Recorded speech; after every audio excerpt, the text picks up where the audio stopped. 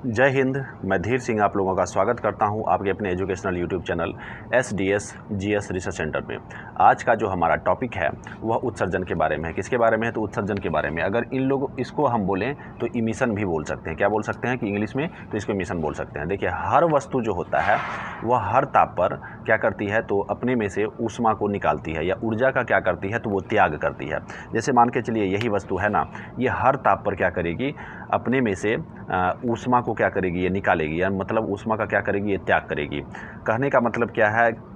विकिरण के रूप में। ये किस रूप में? तो विकिरण के रूप में ऊष्मा को निकालती है। जैसे कि देखिए, ये एक वस्तु है, ये क्या है? ये एक वस्तु है। इसमें से ये क्या करेगी? ऊष्मा को निकालेगी। तो ऊष्मा को जो निकालेगी तो किस रूप में निकालेगी? तो विकिरण ऊर्जा के रूप में निकालेगी। विकिरण ऊर्जा के रूप में निकालेगी। तो ये वस्तु जो है क्या कर रही है? ऊष्मा का त्याग कर रही है। तो किस रूप में कर रही है? तो विकिरण ऊर्जा के रूप में कर रही है। अब ये जो विकिरण ऊर्जा जो निकाल रही है तो ये विद्युत चुंबकीय तरंग के रूप में चलती है। किस रूप में चलती है? तो ये विद्युत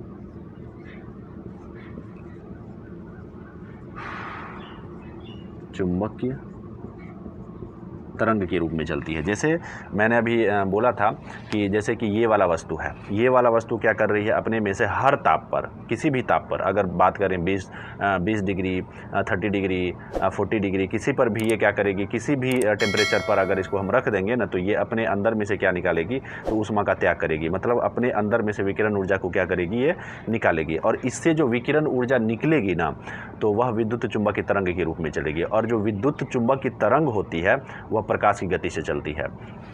ठीक है। अब देखिए आगे हम लोग क्या देखते हैं। जैसे यही वाला जो वस्तु है, अगर ये वाला अगर जो वस्तु है, इसको क्या करते हैं? हम हीट करते हैं। जैसे मान के चलिए इसका जो टेम्परेचर था वो क्या था? 20 डिग्री सेल्सियस था। और फिर इसको हमने क्या कर दिया? हीट कर दिया। हीट करने के बाद इसका जो टेम्परेचर हो गया, क्या हो गया? तो 30 डिग्री सेंटीग्रेड पे, 30 डिग्री सेल्सियस पर आ गया। तो 30 डिग्री सेल्सियस पर आने के बाद जो होता है, ये ज़्यादा विकिरण ऊर्जा निकालने लगेगी। सेम यहाँ पर जो ये जो वस्तु है, इस वस्तु का अगर हम लोगों ने क्या कर दिया? ताप बढ़ा दिया, तो इससे विकिरण ऊर्जा ज़्यादा निकलने लगेगी। अब देखिए, कोई भी वस्तु है वो विकिरण ऊर्जा जो निकालती है, ये किन किन बातों पर निर्भर करती है। जैसे यही वस्तु है तो इससे जो विकिरण ऊर्जा निकलेगी तो ये किन किन बातों पर निर्भर करेगी? तो ये 3 बातों पर निर्भर करेगी। एक तो सबसे पहला तल की प्रकृति पर निर्भर करेगी, दूसरा जो निर्भर करेगी वह क्षेत्रफल पर निर्भर करेगी, और तीसरा जो निर्भर करेगी वह ताप पर निर्भर करेगी। जैसे कि देखिए, तल की प्रकृति का मतलब क्या हुआ? अगर तल की प्रकृति अगर क्या है? उसका चिकना है।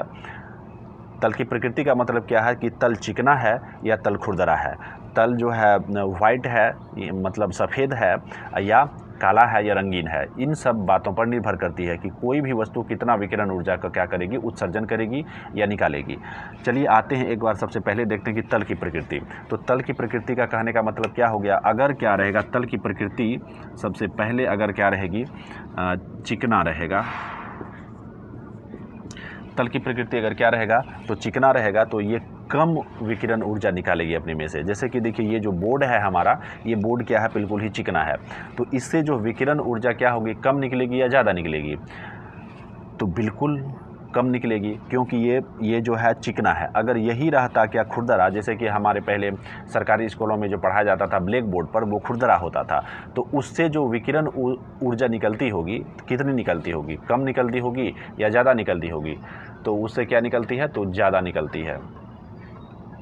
अब वहीं अगर हम लोग बात करें तल की क्या है, ये क्षेत्रफल की बात करें, अगर देखिए कोई भी वस्तु है उसका क्षेत्रफल ज़्यादा होगा तो वह क्या करेगी? तो विकिरण ऊर्जा को ज़्यादा निकालेगी। अगर क्षेत्रफल कम रहेगा तो विकिरण ऊर्जा कम निकालेगी। जैसे कि देखिए, यहाँ पर हम 2 फिगर बनाते हैं। जैसे ये एक वस्तु है, इसका क्षेत्रफल क्या है? इतना है।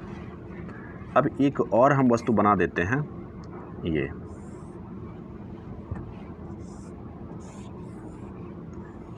तो यहाँ पर ये जो A है ये B है, तो दोनों में से क्षेत्रफल किसका अधिक है? तो इस वाले का क्षेत्रफल अधिक है। तो इसलिए ये जो वस्तु होगी, ये वस्तु क्या होगी? ज़्यादा विकिरण ऊर्जा को निकालेगी। क्षेत्रफल पर निर्भर करती है कि कोई भी वस्तु कितना विकिरण ऊर्जा निकालेगी। अब देखिए ताप। अब मान के चलिए ये A है, ये B है, ये इसका ताप कम है, इसका ताप क्या है? कम है, ताप कम, और इसका ज़्यादा ताप है, ज़्यादा ताप। इसकी तुलना में ये ज़्यादा गर्म है। तो बताइए विकिरण ऊर्जा इन दोनों में से सबसे ज़्यादा कौन निकालेगी? तो ये ज़्यादा विकिरण ऊर्जा को क्या करेगी? उत्सर्जन करेगी, विकिरण ऊर्जा को निकालेगी।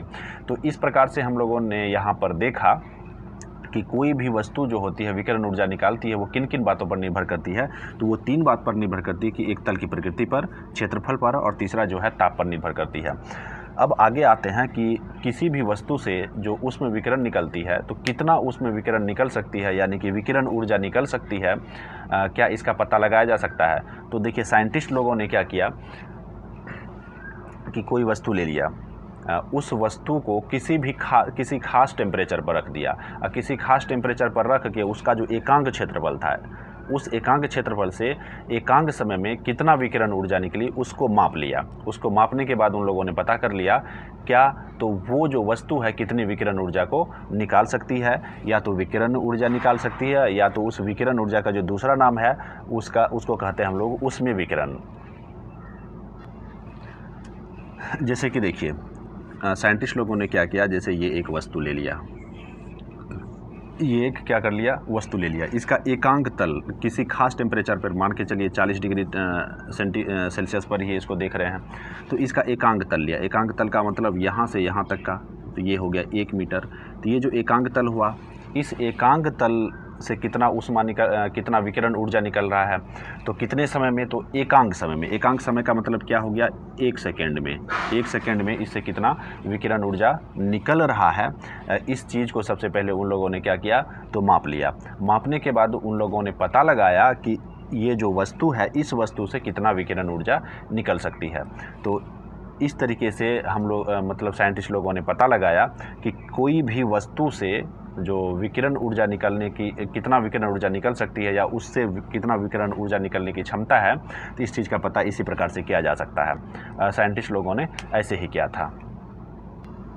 तो यहाँ पर ये लैंग्वेज लिखा हुआ है, इसको आप कॉपी में लिख सकते हैं या स्क्रीनशॉट भी ले सकते हैं। तो आगे चलते हैं हम लोग। अब देखिए हम लोग जानेंगे कृष्ण पिंड के बारे में। कृष्ण पिंड को अगर हम लोग बात करें अंग्रेजी में तो इसको ब्लैक बॉडी कहते हैं। अब देखिए कृष्ण पिंड क्या होता है, यह हर प्रकार के ऊष्म विकिरण को अपने इसमें से निकालने की क्षमता रखती है। क्या, तो हर प्रकार के ऊष्म विकिरण को या विकिरण ऊर्जा को निकालने की या इसमें क्या है, तो क्षमता होती है। उसके बाद क्या होता है, अगर कोई कृष्ण पिंड है, कृष्ण पिंड का मतलब होता है वस्तु, कोई भी कृष्ण पिंड है तो उस पर अगर सूर्य का प्रकाश पड़ता है, तो उस सूर्य के प्रकाश में जितना भी ऊर्जा होता है, जितना भी ऊष्मा होता है, उसको वो क्या करता है, ग्रहण कर लेता है। मतलब 100% ऊष्मा का वो क्या कर सकता है, तो ग्रहण कर सकता है। और क्या करता है, ये अपने में से 100% ऊष्मा, ये हर प्रकार के ऊष्म विकिरण को निकालने की क्षमता रखती है। क्योंकि ये 100% ऊष्मा का क्या कर रही है, तो ये एब्जॉर्प्शन कर रही है, तो इसीलिए ये जो कृष्ण पिंड है, इससे हर प्रकार की ऊष्मा निकल सकती है। अब देखिए ये जो कृष्ण पिंड नाम की कोई भी वस्तु दुनिया में नहीं पाई जाती है। अब उस वस्तु का नाम बता सकते हैं जो कि क्या करे, कोई भी ऊर्जा का 96% क्या करे, तो उसको एब्जॉर्व कर ले। 96% ऊर्जा का क्या कर ले, वो एब्जॉर्व कर ले, कहने का मतलब उसको ग्रहण कर ले। तो उसका नाम है काजल, जिसको कि इसको इंग्लिश में हम लोग सूट भी कहते हैं। क्या, तो सूट भी कहते हैं। मतलब काजल एक ऐसा चीज़ है जो कि क्या करता है, अगर सपोज करिए कि उस पर अगर सूर्य का प्रकाश पड़ रहा है, तो सूर्य का प्रकाश में क्या है, ऊर्जा है। तो ऊर्जा का जो 96% मतलब 96% भाग को क्या करता है, वो अवशोषित कर लेता है। कौन, तो ये जो है काजल। तो इसको भी कृष्ण पिंड नहीं माना जाता है। तो कृष्ण पिंड नाम की कोई वस्तु हमारे दुनिया में है ही नहीं। तो अब आगे चलते हैं। अब हम लोग किसके बारे में जानेंगे, तो अब जानेंगे अवशोषण के बारे में, जिसको कि अंग्रेजी में कह दें तो एब्जॉर्प्शन के बारे में, एब्जॉर्प्शन कहते हैं। अब जैसे देखिए कि ये एक वस्तु है, ये क्या है, ये एक वस्तु है, ये एक ऑब्जेक्ट है। अब यहाँ से सन है, ये क्या है, तो सन है, ठीक है। इस सन से क्या आ रही है, यहाँ पर रे आ रही है। अब इस रे में क्या होगा, तो ऊर्जा होगा, क्या होगा, तो एनर्जी होगा, एनर्जी होगा। अब देखिए जो एनर्जी होगा ना, उस एनर्जी का कुछ भाग को ये क्या कर देगा, तो परावर्तित कर देगा, और कुछ भाग जो होगा इससे निकल जाएगा बिल्कुल, और कुछ भाग को ये क्या कर लेगा, ये जो वस्तु है, ये जो पिंड है, ये क्या कर लेगा, अवशोषण कर लेगा। अब जैसे ही ऊर्जा का कुछ भाग को ये अवशोषित करता है, तो अवशोषित करने के बाद क्या होगा, पहले जितना इसका टेम्परेचर था उसका टेम्परेचर उससे पहले से ज़्यादा बढ़ जाएगी। मतलब जब ये ऊष्मा का अवशोषण करेगी तो ये क्या करेगी, इसका टेम्परेचर जो है पहले से राइज कर जाएगा, मतलब इसका टेम्परेचर क्या हो जाएगा, तो बढ़ जाएगा। अब देखिए कि एक वस्तु ऐसा होगा कि ऊष्मा को ज़्यादा अवशोषित करेगा, एक वस्तु ऐसा होगा जो ऊष्मा का कम अवशोषण करेगा। अब जो ऊष्मा को ज़्यादा अवशोषित करेगा तो उसको क्या कहेंगे, तो उसको कहेंगे गुड एब्जॉर्बर, यानी कि ऊष्मा का अच्छा अवशोषक। वही जो कम ऊष्मा का एब्जॉर्ब करेगा तो उसको क्या कहेंगे, तो बेड एब्जॉर्बर। अब यहाँ पर देखिए ये क्या कर रहा है, तो ऊष्मा को क्या कर रहा है, तो अपने में अवशोषित कर रहा है, तो इसको इसलिए क्या कहेंगे, तो अवशोषित पिंड कहेंगे। तो देखिए इसका नाम क्या होगा, तो इसको कहेंगे अवशोषक पिंड, अवशोषक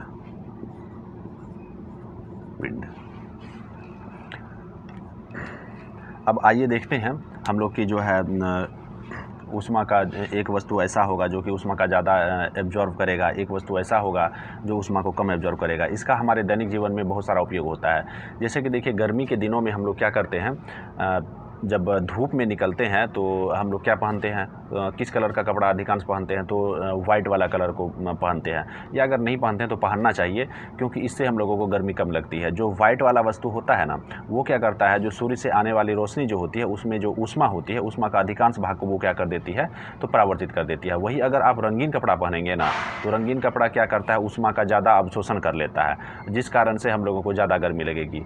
वही अगर आप ये उजला वाला कपड़ा पहन के निकलेंगे तो इससे आप लोगों को ज़्यादा गर्मी का एहसास नहीं होगा, थोड़ा ठंडक का एहसास होगा।